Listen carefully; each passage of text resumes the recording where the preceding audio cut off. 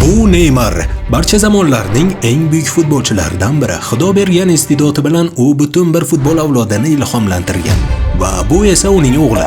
Ochig'ini aytganda u otasidek iste'dodga ega bo'lmasligi mumkin, ammo bu faqat bitta misol xolos. Chunki yana o'nlab mashhur futbolchining farzandlari bor va men ularni sizga ko'rsatishim kerak. Ronaldoning oltin bolasidan tortib 22 yoshida futbolni butunlay tark etgan Beckhamning o'g'ligacha. Bu futbolchilarning bolalari aslida qanchalik kuchli?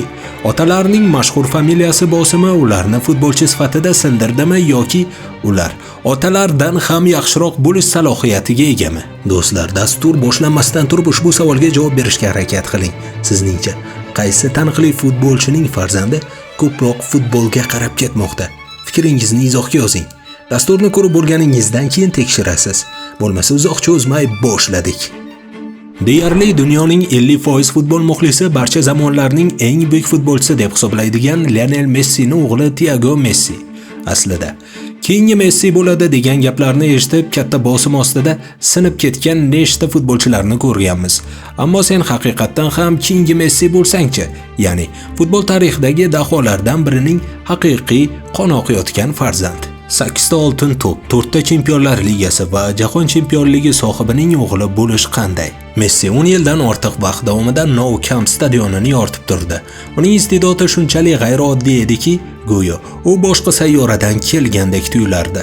Bu iste'dod sport zalida orttirilmagan, mashg'ulot maydonida mukammallashtirilgandir balki, biroq murabbiylar tomonidan o'rnatilmagan. Leo shunday tug'ilgan edi. Endi savol tug'iladi. Lionel Messi bir avlodning eng zo'r iste'dodlaridan biri bo'lib tug'ilgan bo'lsa, bu iste'dod o'g'liga ham o'tganmi?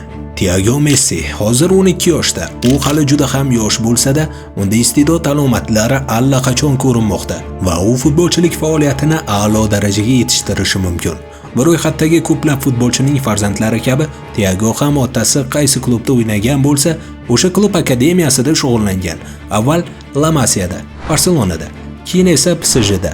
Hozir esa Inter Miamining yoshlar jamoasida o'ynamoqda. Thiago otasining mashhur 10-raqamli futbolkasini kiyadi. Uning bo'yi ham otasi kabi biroz past. To'p bilan harakatlanishi, driblinglari, to'pni tepishi otasinikiga o'xshab ketadi. Thiago ham hayoti davomida ko'p bor sarlavhalarga chiqqan. Eng so'nggisi 2025-yilgi MIG futbol turnirida urgan goli bo'lib, u ko'pchilikka Messini eng kuchli davrini eslatib yuborgandi. Himoya chizig'ini mutlaq yorib o'tadi va darvozaga to'pni joylaydi. Shunga qaramay, agar u haqiqatdan ham otasidek darajaga chiqmoqchi bo'lsa, kelajakda albatta Yevropaga qaytib kuchli akademiyalardan biriga qo'shilishi kerak. Hozircha esa uning futbolkasidagi familiyasiga munosib bo'la oladimi yoki yo'qmi, bu noma'lum. Thiago Messi Miami'da otasi sabab mashg'ulot qilayotgan bo'lsa, Romeo Beckham u yerda otasi klub egasi bo'lganligi uchun to'p tepardi. Biroq bu ko'p cho'zilmadi. Mashhur familiyasiga qaramay Romeo atiga 22 yoshida futbolni butunlay tark etdi.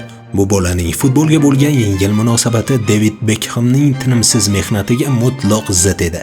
Beckham Manchester United, Real Madrid, La Galaxy, Milan va PSJda o'ynagan davrida global yulduz bo'lishiga qaramay mehnatkashligi va kamtarligi bilan tanilgan edi.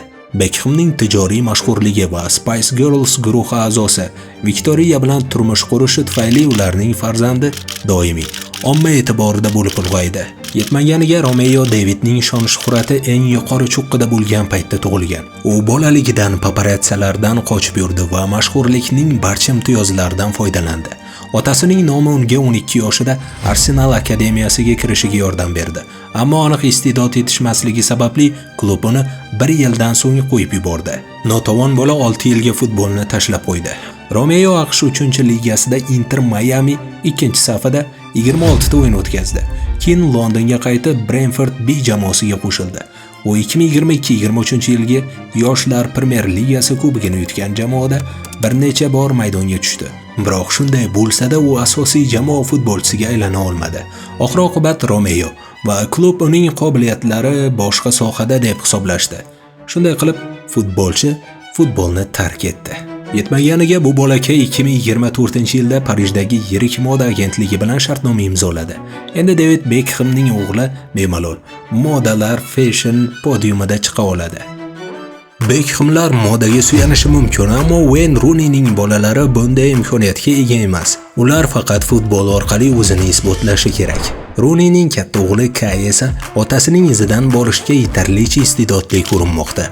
Wayne Rooney yoshligida ko'cha futbolida chiqib, 16 yoshida Arsenalga qarshi urgan super goli bilan Premier Liganing eng talabgor yosh futbolchisiga aylangan edi. U Evertondan Manchester Unitedga o'tib 5 marta Premier Liga, 1 marta Chempionlar Ligasini yutdi va klub tarixidagi eng ko'p gol urgan futbolchiga aylandi. Ammo u yoshligida yetarlicha namuna bo'lmaganligi sabab shon-shuhrat va bosim bilan kurasha olmadi. Kay esa ancha barqaror ko'rinmoqda. U 2016-yilda Manchester United akademiyasiga qo'shildi. Keyin Rooney AQShga ketgach, BTS'da o'ynadi. 2020-yilda Angliyaga qaytgach, Kay yana Unitedga qo'shildi va shundan beri porlab kelmoqda. U otasiga o'xshash kuchli jismoniy tuzilishga, yaxshi texnikaga va kamtar fe'l-atvorga ega. 2025-yilda u United U17 safida Real Sociedadga qarshi urgan 2-2 goli bilan virusga aylandi. Kay asosiy jamoa bilan doimiy sayohat qiladi. Yoshidan katta jamoalarda o'ynaydi. Qisqa qilib aytganda, u professional futbolchi bo'lish yo'lida ketmoqda. Bu gaplarni umuman afsonaviy Ronaldinyoning o'g'li Joao Mendes haqida aytib bo'lmaydi. Ronaldinyo futbol tarixidagi eng sevimli futbolchilardan biri. Uning tabassumi, Joya Bonito uslubi va erkin fe'l-atvorini hamma futbol muxlislari sevadi. El Clasico'dagi 2-2 goli hatto Real Madrid muxlislari tomonidan olqishlangan. Ko'pchilik Joao otasining texnikasini meros qilib oladi deb o'ylagan. Ammo Ronaldinyoning bazmga moyil hayoti sabab o'g'li bilan ko'p vaqt o'tkazmagan. Keyinchalik Joao Flamengo va Cruzeiroda o'ynadi va 18 yoshida Barselonaga o'tdi. U La Masiada chap himoyachi sifatida o'ynagan bo'lsa-da, maydonda ishonch va texnika namoyish etdi. Shunga qaramay, u kuchli ta'sirot qoldira olmadi va 2024-yilda Berlinga jo'natildi. Afsuski, u yerda ham uzoq qolmadi va 2025-yil oxirida yana qo'yib yuborildi.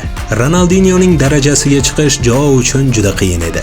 Xuddi shuningdek, Daniel Maldini uchun ham. Uning bobosi Cesare Maldini va otasi Paolo Maldini futbol tarixidagi afsonalar. Daniel Milan akademiyasidan chiqib asosiy jamoaga chiqdi, ammo barqarorlik yetishmadi. 2024-yilda Monzaga o'tib, keyin Atlantaga 13 million yevroga transfer qilindi. U Italiya terma jamoasida ham o'ynay boshladi. U hali 20 yoshda va katta salohiyatga ega. Neymarning o'g'li David Luka esa futbolni emas, basketbol va video o'yinlarni afzal ko'radi. U mashg'ulotlarda otasi bilan to'p surganida Neymarning texnikasi fonida u unchalik ajralib turmaydi. Shu sababli ham u futbolchilikni tanlamasligi hech kimga surpriz bo'lmaydi. Aksincha, Lilian Thuram o'g'li Marcus Thuram hozir dunyoning eng yaxshi hujumchilaridan biri. U Inter safida porlamoqda. Ammo otasining jahon chempioni bo'lgan darajasiga chiqishiga shubha bor. Xuddi shuningdek, Patrick Kluivertning o'g'li Justin Kluivert ham professional futbolchi bo'lsa-da, otasining soyasidan chiqa olmadi.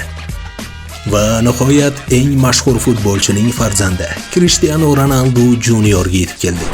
U hozircha yaxshi boshladi. Portugaliya U15 terma jamoasida debyut qildi. 2 gol urdi va Yevropaning yirik klublarini e'tiboriga tushdi. 15 yoshida bo'yi 1.85 bo'lgan Cristiano Junior katta salohiyatga ega va otasining so'zlariga ko'ra, u tezkor va raqiblarni aldab o'ta oladi. Do'stlar, shoshmang, bu haqida alohida video tayyorlaganman. Albatta, u videoni o'tib ko'rishingiz mumkin. Bu uchun mana bu yerga bosing. Agar bugungi dasturimiz yoqqan bo'lsa, albatta like bosib, kanalga obuna bo'lib qo'ying. Shunda bizni yo'qotib qo'ymaysiz. Kelgusi dasturda yaxshi kayfiyatda ko'rishguncha, xayr, salomat bo'ling.